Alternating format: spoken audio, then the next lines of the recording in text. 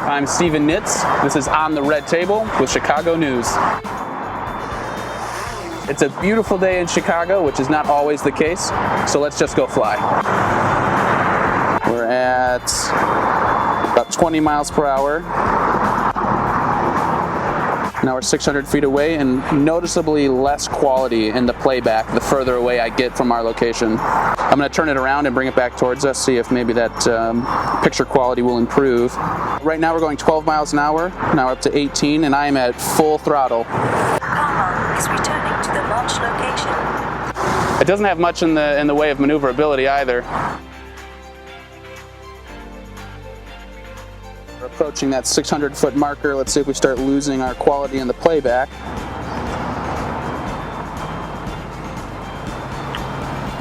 This time it's okay.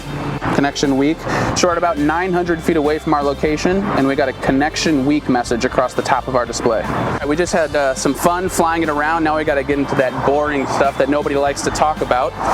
First of all, when we got this, it took us a little while to actually get it to connect, to function, to get the camera to connect to the Karma, to get the whole apparatus to connect to the controller. We found that by turning it off, reseating everything, and then turning it back on drone first, and then controller, kind of fixed the problem. Okay, what I did like about this initially is how it looks. It's got a very sleek design. It looks like they put a lot of effort into the aesthetics of this drone, from the case all the way to how it looks and functions. It's got a nice compact look to it. The wings actually fold in, which is really great. I like this. I don't know if you guys have ever flown with the DJI drones before, but the wings are solid on those. I like the fact that this one folds up. You can really easily put it into your case.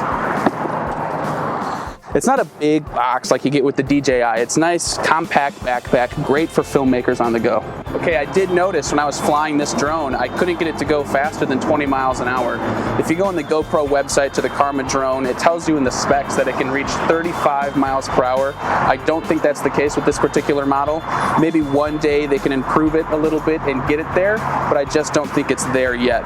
Again, 20 miles an hour was the fastest I could get this thing to go. What I did notice when flying around the GoPro Karma is that I couldn't see the props in the playback footage and I would slow down the drone, versus on the DJI models you can. So this is really a good positive thing for the Karma. Okay, one thing I did want to note, they also boast on the website that this display is great for outside. They say that it has this really nice finish on it so that the sun and different reflections don't really hinder its performance. But what I found was that I couldn't easily see my playback on this nice bright sunshiny day. I kind of had to position myself in a way so that my shadow gave a little cast so I could more clearly see where I was flying.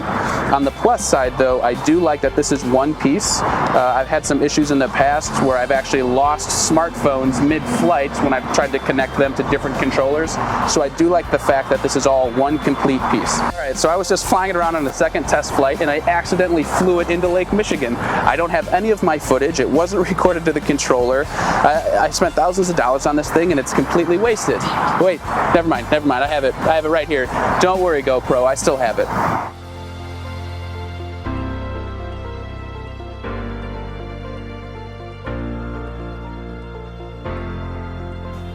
And what my favorite thing is with this GoPro kit is actually the sound of this truck. Don't they know we're making a film? Okay, cool. And now for my favorite part of the GoPro Karma, the gimbal and Steadicam.